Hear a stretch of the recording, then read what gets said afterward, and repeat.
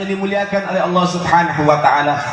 Dan perlu disampaikan juga, Nabi juga bilang, Nabi bilang apa?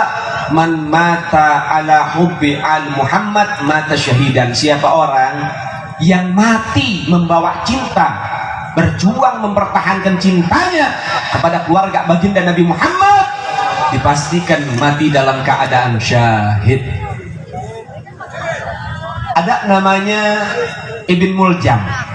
Ini orang munafik nih, Ibn Muljam nih. Apal Quran, baca Quran itu udah hatam gak kehitung, saudara, saking banyaknya.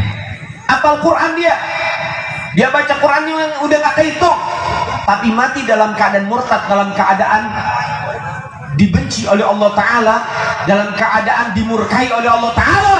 Karena Ibn Muljam benci sama keluarga Nabi Muhammad, dia yang membunuh Sayyidina Ali bin Abi Thalib. Bacaan Qurannya gak kepake, saudara. Bacaan Qurannya gak kepake. Tuh Ibn Muljam baca Quran lancar, fasih, gak kepake, gak berdampak apapun, gak bisa nyelamatin dia. Karena apa? Karena dia benci terhadap keluarga Nabi Muhammad. Apalagi yang baca doa pakai bahasa Indonesia, gak bisa bahasa Arab.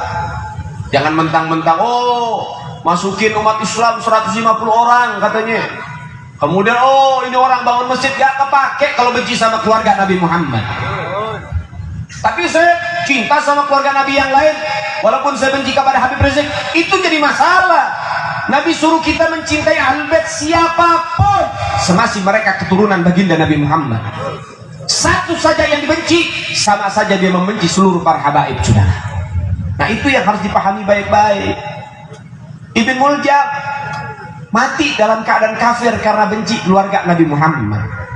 Tapi kita lihat saudara-saudara sekalian, bagaimana 6 laskar daripada FPI, mereka mati bawa cinta kepada baginda Nabi Muhammad dan keluarga Nabi Muhammad.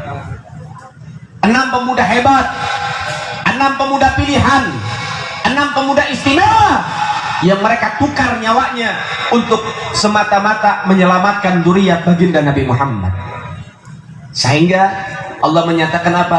Wala tahsabanna alladzi qutilu fi sabilillahi amwata bal ahya'u inda rabbihim yurzaqun. Jangan sekali-kali kamu berpikir orang-orang yang mati di jalan Allah mereka mati begitu saja. Enggak, kata Allah. Akan tetapi mereka hidup abadi di sisi Tuhan mereka dan diberikan rezeki yang khusus oleh Allah Subhanahu wa taala. 6 laskar FPI, saudara. 6 pemuda hebat yang menukar nyawanya demi untuk melindungi gurunya Al Habib Muhammad Rizik bin Husain bin Syihab. Mereka nggak mati begitu saja. Mereka pemuda istimewa. Mereka punya yang namanya apa? Yang namanya daripada keistimewaan dari Allah Ta'ala. Apa itu? Mereka bisa diberikan izin oleh Allah, bisa memberikan syafaat kepada 70 anggota keluarganya, saudara. Masya Allah, mudah-mudahan anak-anak kita jadi pejuang. Mudah-mudahan semua suami-suami kita jadi pejuang. Amin ya Rabbal. 6 laskar syuhada. Perhatikan baik-baik.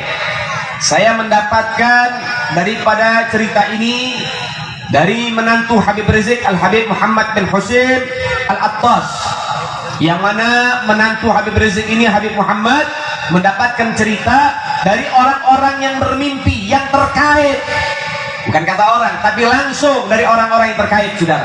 Baik, yang pertama, ada salah satu laskar yang wafat menjadi syahid, namanya Ambon. Itu nama panggilannya. Di dalam mimpi saudaranya, ini saudaranya mimpi nih. Di dalam mimpinya dia melihat Ambon itu punya rumah yang gede luar biasa. Saking besarnya rumahnya, itu kolam berenangnya puluhan. Anda kalau main ke tempat orang-orang kaya, itu kolam berenang rumahnya orang kaya mau segede apapun paling 2-3 biji. Paling 2 kolam berenangnya. Tapi ini Ambon punya rumah saking gedenya, kolam berenangnya puluhan. Bahkan ketika Ambon buka pintu, nih si saudara pengen masuk berkunjung, buka pintu Ambon, ternyata Ambon di situ di dalam rumah sama ibunya, saudara. Ini tanda ibunya orang yang pertama bakal ditolong nanti sama si Ambon nih, bakal dikasih syafaat sama anaknya, saudara. Kemudian akhirnya apa? Ambon terima tamu. Tamunya bukan 1-2 orang, sekampung. Satu kampung rumahnya Ambon untuk minta doa sama Ambon, saudara. Dan Anda tahu Ini satu kampung semuanya ketampung di rumahnya. Jadi Anda pikirkan satu kampung nih tamu-tamunya dia itu ketampung di rumahnya Ambon. Besarnya kayak gimana itu rumah, saudara? Ruang tamunya aja bisa nampung orang sekampung. Masya Allah Ta'ala kasih kedudukan beliau. Masya Allah. Baik. Yang kedua, ada salah satu laskar yang syahid. Kebiasaannya dia, ini namanya Andi. Ini Andi biasanya suka bangunin ibunya tahajud tengah malam. Itu termasuk daripada keseharian dia. Dia suka bangun, bu, tahajud bu, ayo. Anda tahu ibunya cerita, hampir setiap malam saya dengar dengan jelas anak saya bangunin saya untuk tahajud, padahal anaknya sudah wafat, saudara.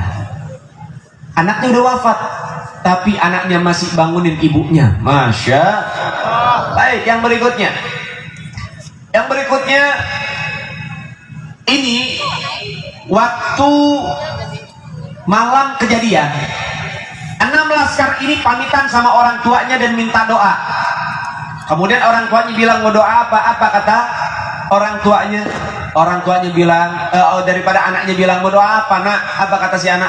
Semua 6 nih, nggak pakai janjian nih. 6-6-nya bilang, bu, doain saya malam ini mati syahid, bu. 6-6-nya sudah.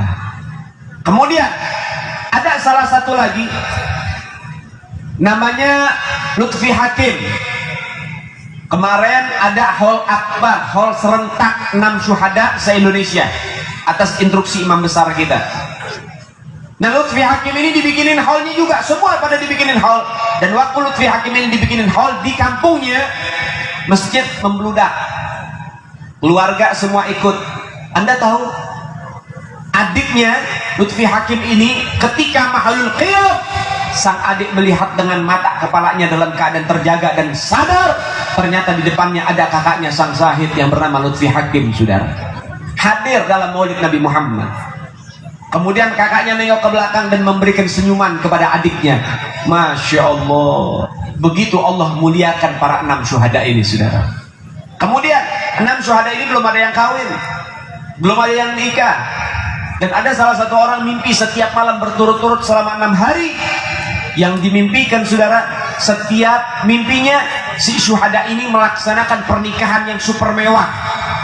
6-6-nya menikah dengan super mewah di setiap malam dimimpikan, saudara. Masya Allah.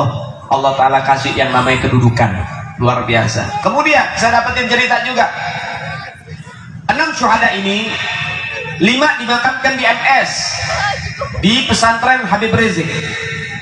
Dan Habib Rizik memberikan daripada kesempatan ketika dikasih tahu, diminta oleh Habib Rizik, ana minta ini jenazah dikubur di MS begini. Semua orang tuanya setuju, kecuali ada yang satu bukan nggak setuju, tapi orang tuanya minta, beb, saya mau anak saya dikuburin di kampung saya, jadi biar kalau ziarah biar dekat. Dan Habib Rizik nggak memaksa, ya kan, nggak jadi masalah. Sehingga ada 5 laskar yang dikubur di MS. 6 jenazah. Ini jenazah keluar setelah 3 hari. Anda boleh tanya kepada siapapun yang ngerti jenazah. Jenazah sehari semalam kalau misalnya nggak diurus, nggak dikubur, itu udah bau, saudara. Ini 3 hari jenazah baru keluar. Anda tahu darahnya masih tertetes dengan segar, saudara. Itu yang pertama. Yang kedua, jenazah sebelum ke MS itu disebar semua ke rumah masing-masing untuk dijalankan sholat jenazah. Nanti disolatin lagi di MS. Ketika disebar pulang ke rumah masing-masing ini jenazah, itu rumah mereka. Anda tahu ketika jenazah itu masuk dan jenazah itu keluar, itu rumah mereka harum 3 hari nggak hilang-hilang, saudara. Yang kedua, ada salah satu nenek daripada syuhada, dia pengen lihat cucunya, cuman sama keluarga jangan dilihat, takut sedih, dipegang aja. Itu jenazah dipegang, saudara, sambil nangis, ya Allah kasihan cucu saya. Anda tahu tangan si nenek harumnya 3 hari nggak hilang-hilang walaupun udah dicuci berulang kali, saudara. Harum yang luar biasa. Anda bayangin syahid yang namanya darahnya itu nggak ada bau amis sama sekali, baunya itu bau kayak minyak misik, baunya wangi luar biasa. Kemudian ente boleh megang jenazah siapapun lagi, dipegang nggak mungkin ente punya tangan wangi. Tapi ini jenazah hanya disentuh saja, tangan neneknya wangi 3 hari walaupun sudah dicuci berulang kali. Lihat bagaimana Allah memuliakan 6 syuhada ini, saudara. Masya Allah, mudah-mudahan semangat pejuang-pejuang kita para syuhada mudah-mudahan mengalir deras ada di dalam tubuh kita. Amin ya rabbal alamin. Nah, saudara yang dimuliakan oleh Allah, begitulah Allah memuliakan orang-orang yang mereka cinta terhadap dzurriyyah baginda Nabi Muhammad. Dan begitu juga Allah menghinakan orang-orang yang benci terhadap dzurriyyah baginda Nabi Muhammad. Nah, saudara, maka oleh sebab itu jadilah orang-orang yang cinta kepada keluarga Nabi Muhammad, karena mereka keluarga Nabi adalah jembatan untuk mendapatkan cinta kakeknya, yaitu cinta baginda Nabi Muhammad. Mudah-mudahan kita hidup dekat dengan keluarga Nabi, kita wafat membaca kalimat thayyibah la ilaha illallah, dan kita dibangkitkan dikumpulkan bersama baginda Nabi Muhammad sallallahu alaihi wasallam. Amin Allahumma